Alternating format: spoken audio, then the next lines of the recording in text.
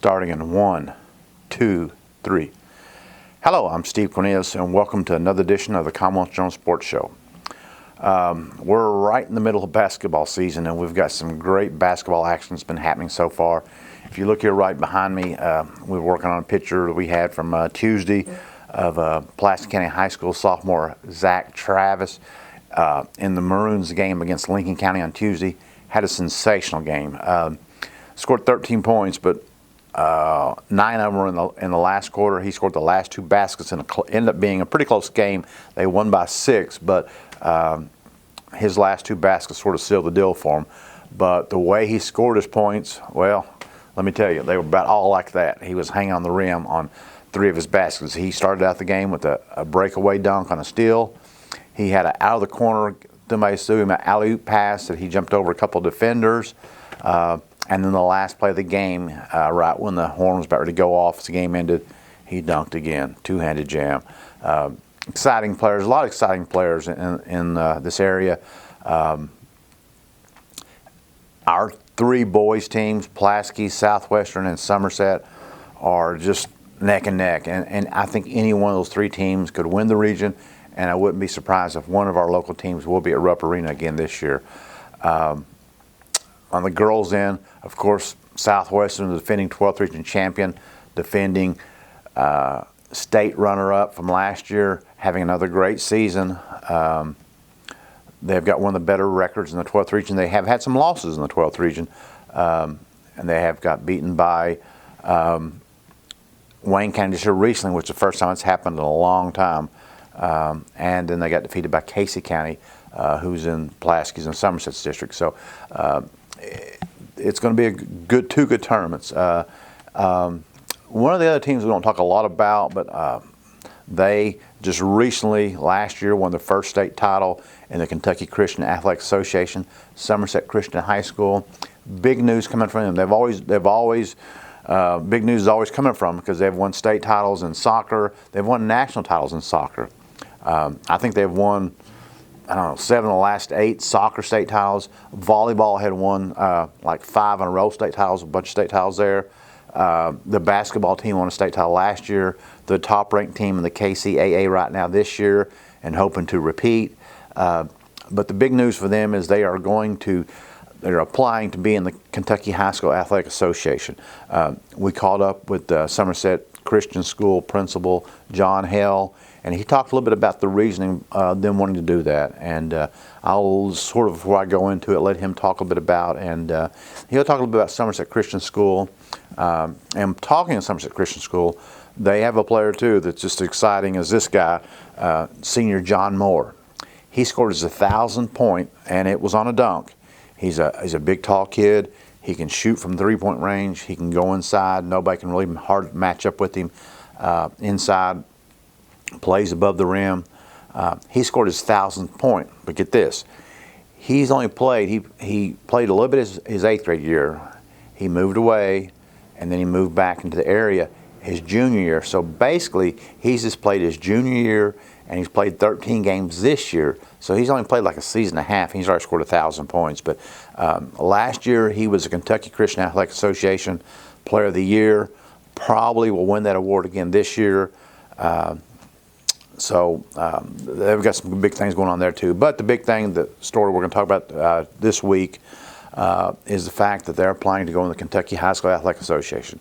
What this means is next year you may see these teams play against Somerset or Southwestern or Pulaski. May not happen the first year because obviously there is going to be sort of a gap as far as the talent, the competition-wise. But I think over time you will see them sort of rise to the level of their competition. The one thing, and I will tell you this. Inside the Kentucky High School Athletic Association, there's going to be a Christian conference, which a lot of the teams are now getting into this. So Danville Christian was one of the first ones to move over to Kentucky High School Athletic Association in this area, and they're actually playing in the district over there with the Boyle counties and Danville and stuff like that. So, and that'll be the same way with Somerset Christian. Hopefully, they've not been accepted yet, but I think it's just a sort of formality at this point.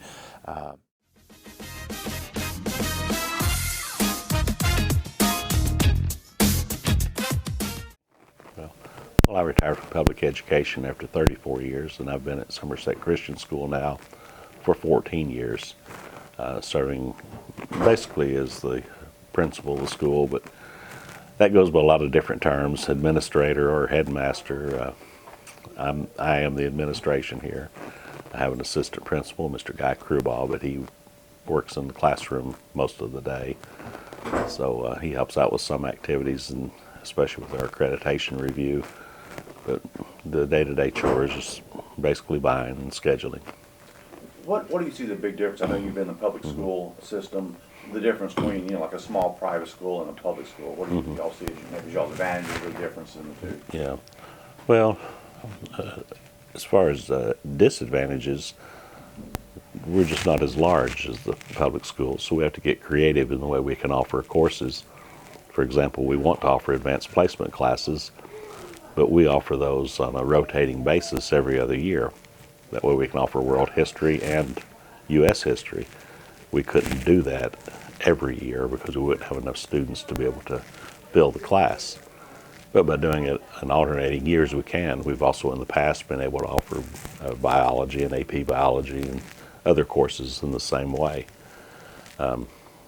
That's a disadvantage, but the advantages are that being a smaller school, it's a much more family-friendly atmosphere.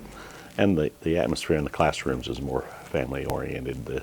The kids know the teachers really well. The teachers know them really well. And even I get to know them very well, too. I try to help the kids with their college enrollment questions and organizing their college visits. We try to make sure that they get several of those, 2 the junior year and 3 the senior year, so that they can compare and contrast different colleges and different settings, whether it's a large school or a small school. We also, in that smaller setting, where we get to know what the students' interests are, and then we can tailor our curriculum to meet that interest that they have. Sometimes it's something like this year, for example, we were able to add 6 hours of dual credit math in our curriculum because we had students who were very interested in going that route. We had some who were interested in physics class, so we were able to add a dual credit physics class. But we were able to offer those higher level courses to meet the needs of the students. We have 28 hours of college credit available this year in our building. And for a school our size with only about 100 high school students, that's pretty incredible, I think. We also have a good working relationship with Somerset Community College and several of the other schools in the area, whether it's Campbellsville or the University of the Cumberlands or Eastern Kentucky University. We offer dual credit classes through each of those institutions as well. Unlike a high school principal where you might see the kids 4 years, you're actually seeing them as they come in kindergarten, first grade here, aren't you? So yes. You've known them for like 12, 13 years. Yes, these students here now were the ones who started preschool when I came here, my first year. And it's amazing to see the changes in them. That's another, I would consider, an advantage of it, because not only do I get to know the students well, but I also get to know the parents well. And they're able to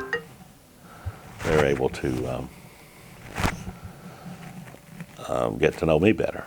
So we have a more personal relationship.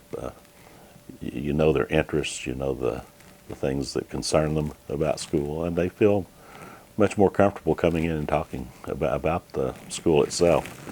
Most of our students are highly motivated. I can't say that all of them are, but most of them are, and they're here for the purpose of getting an education. That reduces discipline problems and helps as far as the atmosphere in the classroom, because they want to learn. They want to know what this thing is that they're studying so that they can carry on with it later on when they move on into college. We've had a very successful transition from high school to college, even though we're a small school. Again, we've done things to help them be prepared for college, and we do things specifically sometimes for spiritual reasons, just like the apologetics class that we are offering for our high school students. Each year they have 9 weeks of apologetics, because we know they're going to run into things, especially if they go to a secular college. They're going to run into things that are going to challenge their faith, and they're going to have questions. We're going to try to help them answer those now so that they're prepared. And we've had good student feedback from that. Students who've told us that they were challenged because of things that they heard in their classrooms, but they said we were prepared for it. We knew how to answer when it came up. And that made me feel good to know that we had that kind of a positive impact on something that was just assumed. We weren't positive it would happen, but when you get out there into the realm of secular colleges and some of the things that they teach that are different than what we teach, that makes it a little tougher. Just talk about I know y'all in the Kentucky High School, Kentucky Christian Athletic Association. Yes. But talk about your evolution, because you said starting out y'all got beat up, and now y'all sort of dominated in soccer and had a lot of success in volleyball, and just recently won the state in basketball. Yes. Okay. Just talk about that evolution of how y'all All right. athletic teams have competed in that. Kentucky Christian Athletic Association started prior to, I believe at least, it was prior to Somerset Christian School coming into existence. And Victory Christian School was actually involved with the organization, the initial organization of KCAA. As Somerset Christian School came into being, we continued our connection with KCAA, and Mr. Bubby Napier, who was the boys basketball coach and athletic director, was an integral part of KCAA, getting it organized and formed, and it gave us the opportunity to compete with a group of other Christian schools, similar in size and with similar interests, so that we could compete for a state championship and be involved in athletics in that way. Not every school had all of the sports that were offered, but it gave us that cadre to work with, and we had a good relationship with the other schools so that we knew their athletic directors and their administrators, and they knew us.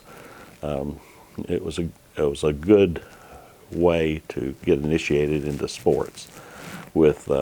As with anything, starting out new, we were kind of the whipping boy in sports for several years, and got beat up on pretty mercilessly. But as we grew and our athletic programs evolved, we've become one of those hated schools because we win so many championships and things now. Our soccer teams won 7 out of the last 8 state championships, and even a national championship at NACA.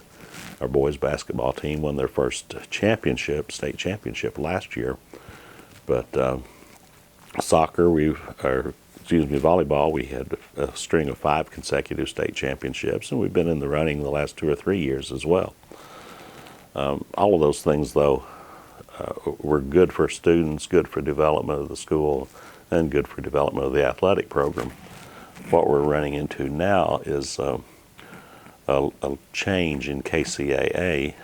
Not any fault of KCAA's, but several schools over the course of time have experimented with joining the Kentucky High School Athletic Association, KHSAA.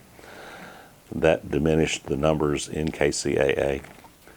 We were making long trips for ball games. We traveled to Moorhead, and we traveled to Covington, the Covington area and the Paducah area. It's just long trips.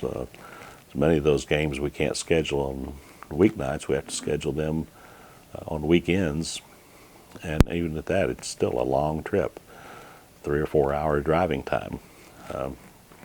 So we've been exploring the possibility of joining Kentucky High School Athletic Association also.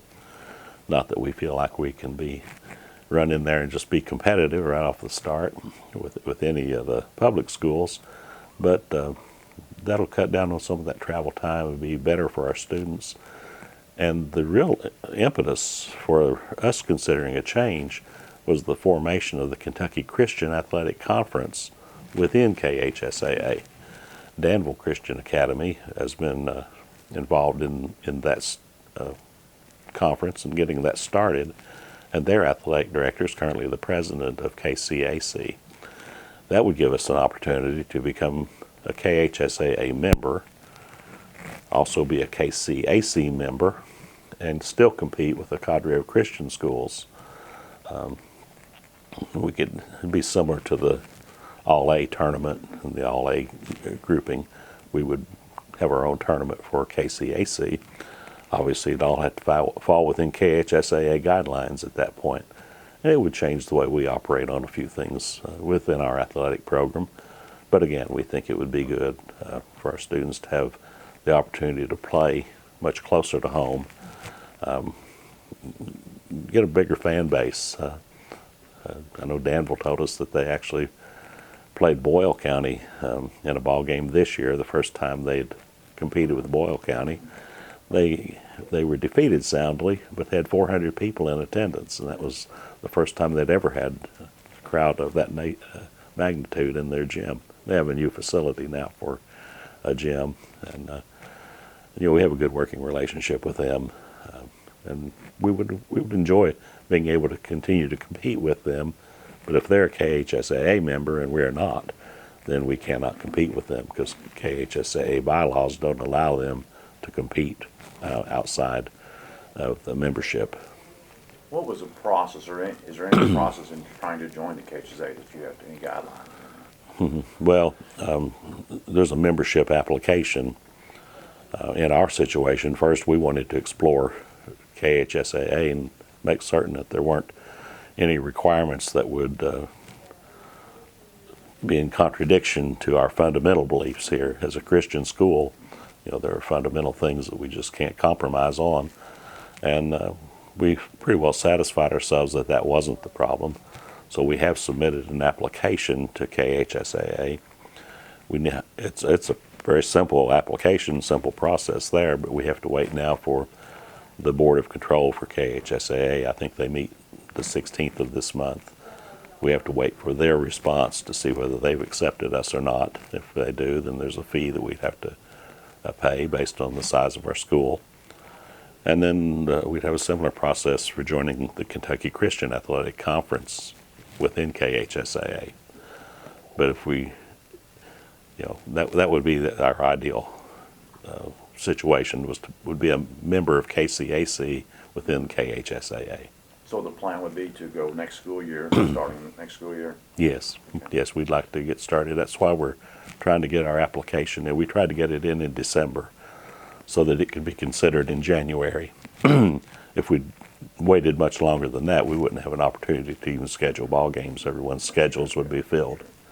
Sometimes in KHSAA, I remember from my experiences in public school, they'd be scheduling games 2 years in advance. Sometimes a 2-year contract. Mm-hmm.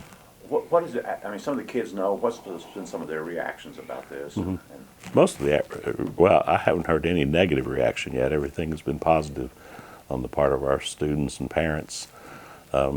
It's still something that's just getting out there with our people, so we'll see how they feel about it as we delve into it a little deeper. We're not a member yet, but we're exploring it. We're going to see what KHSAA says to us.